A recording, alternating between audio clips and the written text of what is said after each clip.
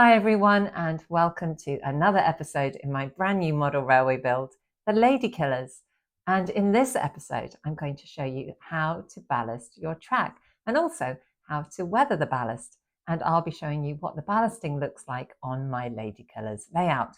But first things first, if you like this video, please do like, share and subscribe, and be sure to hit the bell to be notified of all my future videos, including all the videos in this Ladykillers layout build series. Now then, let's get started. What is ballast? Well, ballast is the stuff that's packed around, under and above railway track and sleepers, mainly to support and stabilize the track. It can be made from a variety of different materials: crushed rock, stone, gravel mixed with sand, or even crushed coal cinders.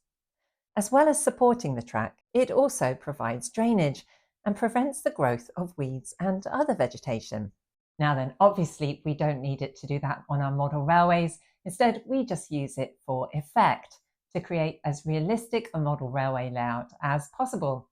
Now, I've seen some people use track without any ballast at all. It really is a personal preference, but I personally think track always looks better when it's ballasted. Now, the first thing you're going to need to do when you're going to ballast your track is choose your ballast. Take a look at any model railway shop online or on the high street, and you might be a little overwhelmed by all the different types of ballast available. Well, to make things easier, the two main things to consider when buying ballast are scale and colour. Now, if you want your model railway layout to look as realistic as possible, then it's really important that the individual stones of the ballast are the right size for your track, whether you're using N gauge, 00 gauge, whichever gauge you've got.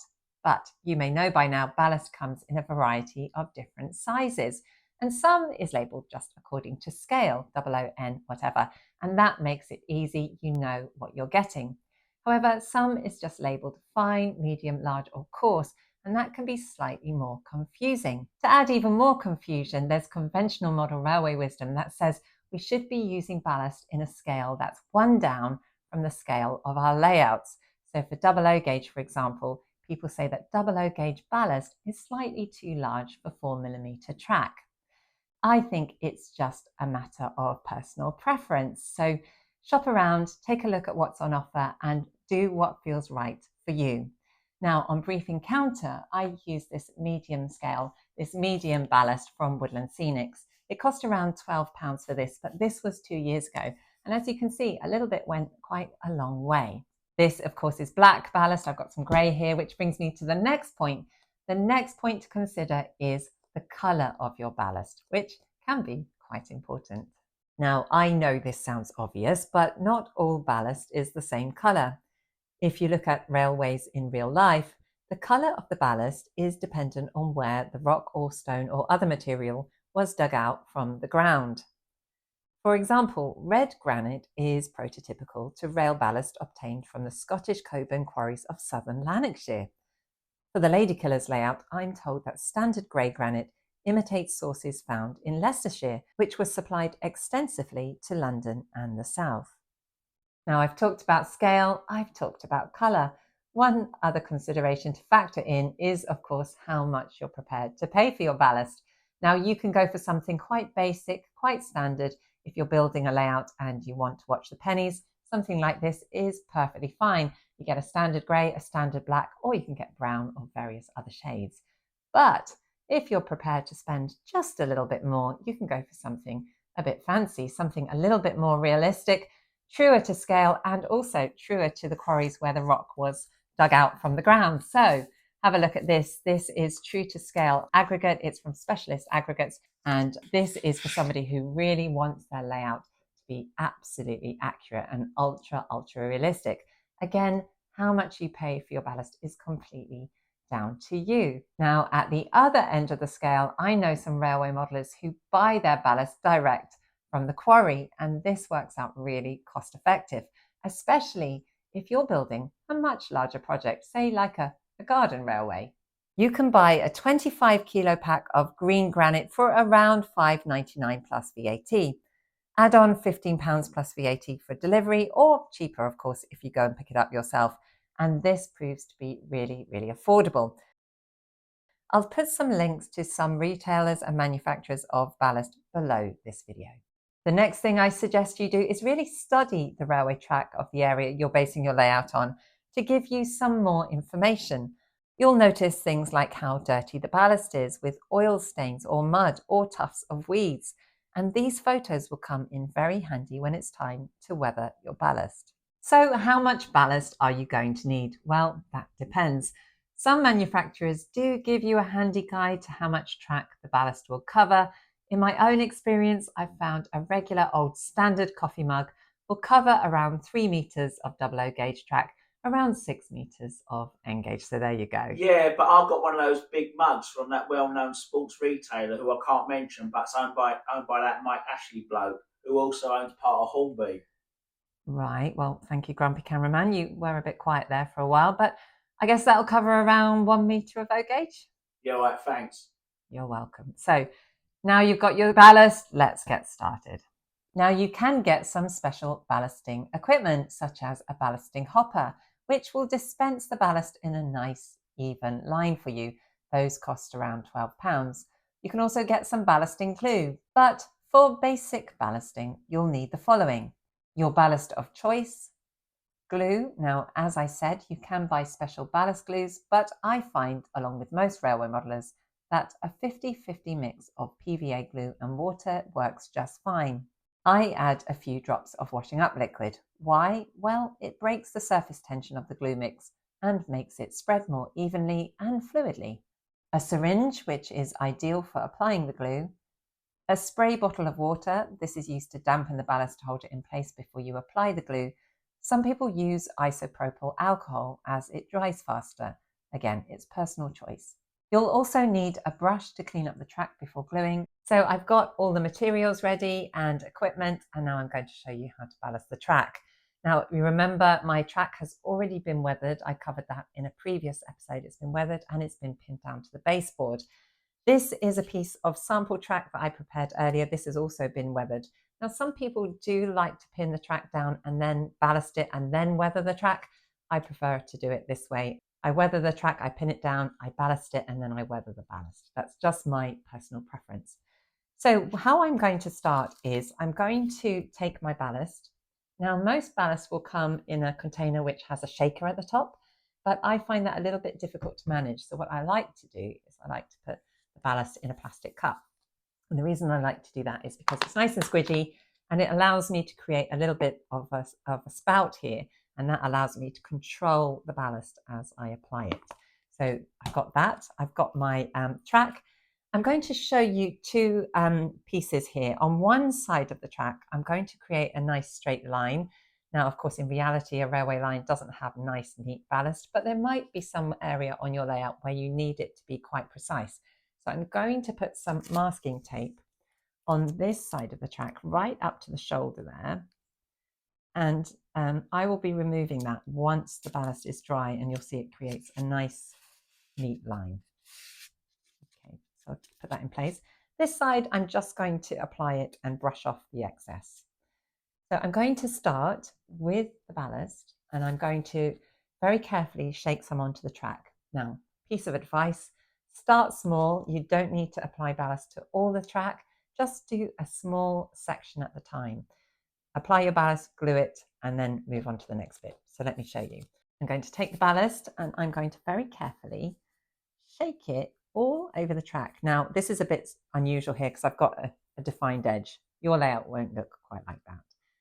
I'm just going to cover all of the track as much as possible, be a bit liberal there, and maybe I'll do a couple of inches there like that. Now I've done that, I'm just going to take the brush and I'm going to very gently sweep the ballast in this direction. The goal is to get it off the rails and also to sweep it so that it falls in between the sleepers on either side, like that. I'm going to push some back over there to create a bit of a shoulder, but I'm trying to get it off the sleepers. Now, you'll notice from railways in real life that there's no ballast on the sleepers themselves, because as the train passes, the vibration from the train will just shake all of the ballast off the sleepers. So you'll want to get rid of every bit of ballast from your sleepers. So I'm happy with how that looks for the stage 1. And now I'm going to take a smaller brush and I'm going to very carefully just remove all of the ballast from each individual sleeper. It's a little bit painstaking, but it's worth it because you want it to look as realistic as possible. And make sure you get all the ballast out from the sides. Some people suggest that you use a teaspoon, and I've tried it, right? So watch. Doesn't really seem to do much. So I just stick with a brush. Again, a little bit painstaking, but the goal is to get as much of this off as possible. And I might go back to my big brush just to brush again in that direction.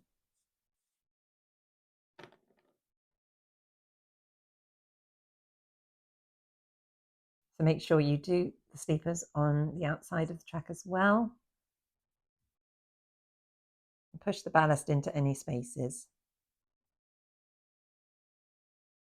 So I've done it to about there. I'm quite happy with how that looks. Now, some people suggest dampening the ballast before you apply the glue, and they use either water or isopropyl alcohol. Isopropyl alcohol, of course, dries faster. Now, what I've found is when I've used water in the past, it does tend to clump the ballast and it forms little patches and also becomes a little bit difficult to manage. So for the Ladykillers layout, controversially perhaps, I'm not going to dampen the ballast. I'm just going to go straight from applying it and then adding the glue. Got my glue here. This is my glue mix. And remember, this is a mix of 50% PVA glue and 50% water with just a few drops of washing up liquid added, giving it a bit of a stir. So it's a nice liquidy consistency in a cup. Because you're going to use a syringe, it's much easier to pull this into the syringe from a cup rather than a shallow dish. Now I'm going to use a small syringe. I've got this one here as well. This is for larger areas. This was around £2–3. This was about 69p. So I'm going to use this and I'm going to very carefully draw up the glue, a little bit tricky, into the syringe all the way up. So now I'm going to squeeze the glue all the way along the track, and I'm going to start on the insides of the track first. Remember, we don't want to get any glue on the rails itself. So I'm going to start in the middle here, and I'm just going to use a little bit of firm pressure.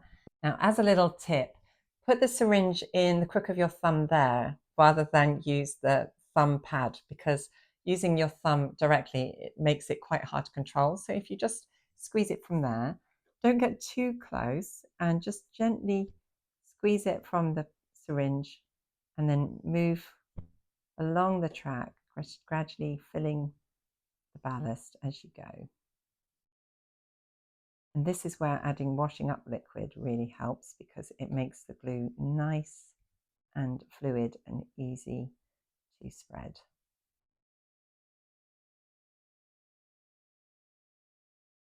And I'm going to stop around there. I'm quite happy with how that looks. A little bit of glue there. It will sink into the ballast and disappear, and it will, of course, dry nice and clear. So I'm going to leave that. I'm going to now do the outside. I'm just going to fill it up a little bit more.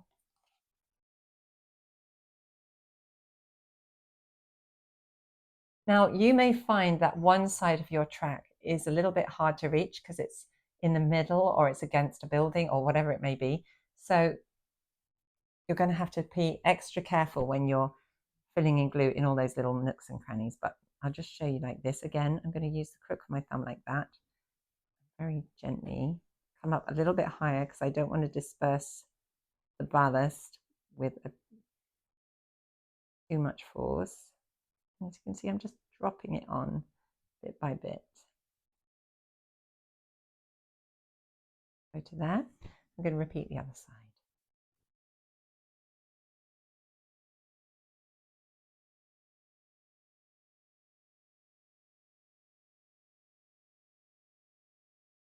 I'm going to go to about there, just to give you an idea. So that's how you glue. I'm just going to put that in there for now. Now the glue is going to take around 24 hours minimum to dry, so it's time to put this to one side and get on with some other work on my layout for now. So now I'm going to start ballasting the Ladykillers layout itself. But before I do that, I just want to give you a little bit of an update. Remember in episode 5, I talked about some additional wiring I was going to do. Well, I found some powered speakers, the type that you use with a computer. I found those for about £6 and I've wired those in over here and here. I've also split this track here, although it's a static track. I do want to have a coach here with some lighting inside. So I've snipped the rails, and so this part of the track is live. This part is dead. I'm going to have a loco on that part, the coach with the lights on this part. So the lights will come on, but the loco won't move. So I've done those extra bits. I've also added some extra features, and the reason I've done that is, little tip for you. In my experience, it's very, very difficult to glue anything to a ballasted surface. So if you've got something on your layout that needs to be stuck down, stick it on before you ballast. So these two pieces here I've made already. This is a wall. I haven't stuck it down quite yet. And then I've got a little area here, a sloping bank with some ballast on that I'm going to stick down in a moment.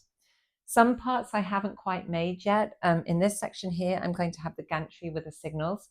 Haven't made that yet, but what I have done is I've marked the footprint of where the gantry is going to be. I've marked it out with masking tape, so I know not to glue in that area there. Along the back here is going to be another wall, so I've marked that with tape. And then I've generally just marked the whole area that I'm going to ballast with tape. So that's pretty much it. I'm going to get started. I like to work from the backwards forwards, so I'm going to start at the back here, work my way forwards. It's going to take a little bit of time and some painstaking work, but it will definitely be worth it. And then once that's all finished, I'm going to show you how to weather the ballast.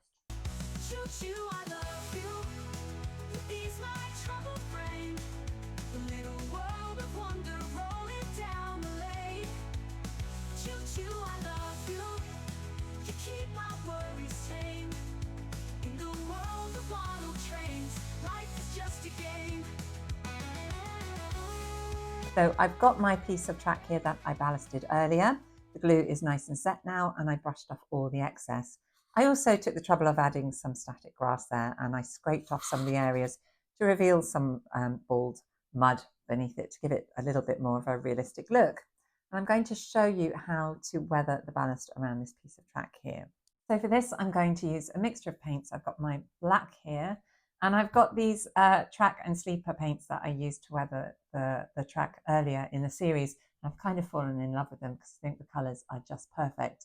I've also got some brushes, a range of brushes here, and some cotton buds, because on the Ladykillers layout, I've already weathered the track. And if I get paint on the sleepers themselves, I'm going to just give it a little wipe and make sure that the paint doesn't stick.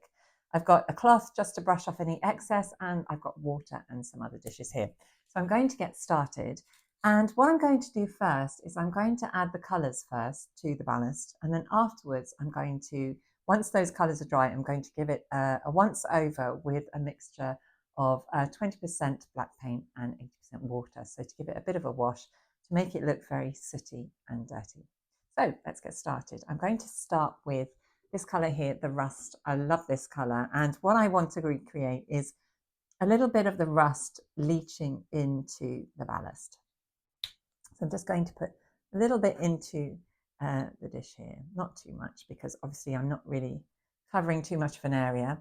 And I don't want these colours to be too strong because I don't want them to overpower the ballast or the layout. So I'm just going to add some water and dilute it a little bit, just a little bit more, until I get a nice watery colour there. And what I would suggest you do is start off with a light wash and then build up the colour as you go along, rather than add strong colour to begin with, because it's much easier to add colour than it is to take it away. So I'm going to do that, and then I'm just going to slightly dampen or dry my brush on the cloth there, so it's not too watery. And then very gently and slowly, I'm just going to go around the edges here. And as you can see, just giving it a little bit of colour. And sometimes adding, doing a little bit more of a dry brush gives a nice effective finish, but very gently. So I'm not adding too strong a colour, as you can see. And just going in between the sleepers and around the edge. So again, not too overpowering.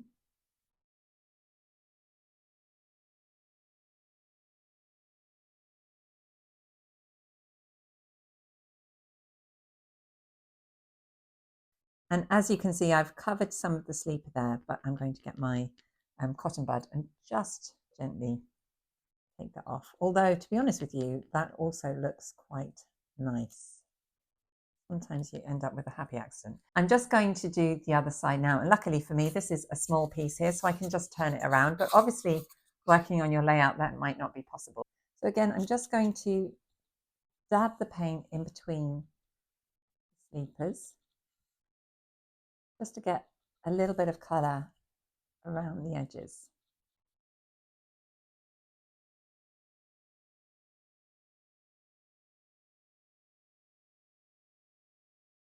And already you can see that the ballast is looking a lot more weathered and a lot more realistic than if I just left it in its natural kind of light pale grey finish. And I'm going to carry on. I'm going to work inside the rails as well, just to give it an overall wash.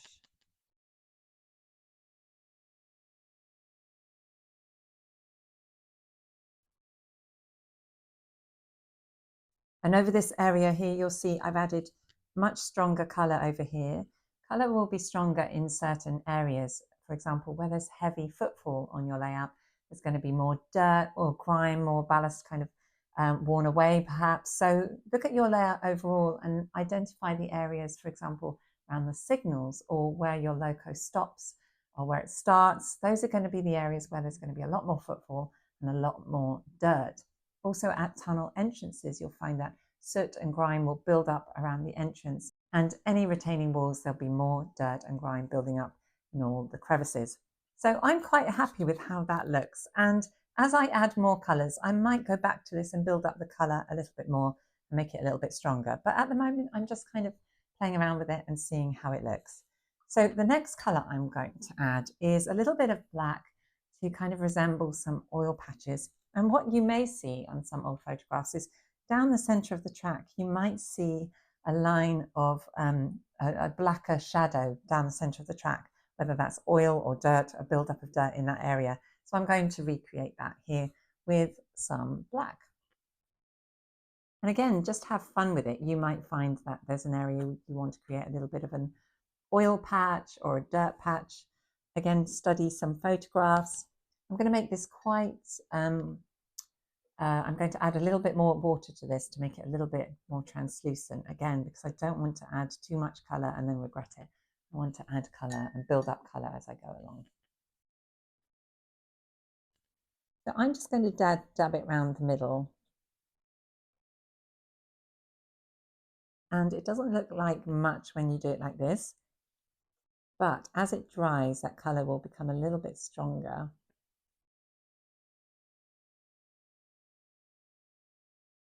And I don't want it to have too much of a defined edge, so I'm going to add a little bit of water to the edges just to make it a little bit more diffuse. It wouldn't look right if it was just kind of a nice straight line with sharp edges. I'm quite happy with that actually. So I'm going to leave that to dry. I might think about adding some ochre. So this is the colour ochre. And again, this is really nice. It kind of replicates light shining on bits of the gravel. So I might dry brush that. I'm going to have a look at it in just a minute. But I'll probably add that after I've done the wash. So I'm going to leave that to dry. The next step will be to add the black wash. And then when that's dry, I'll add some of the highlights with the ochre.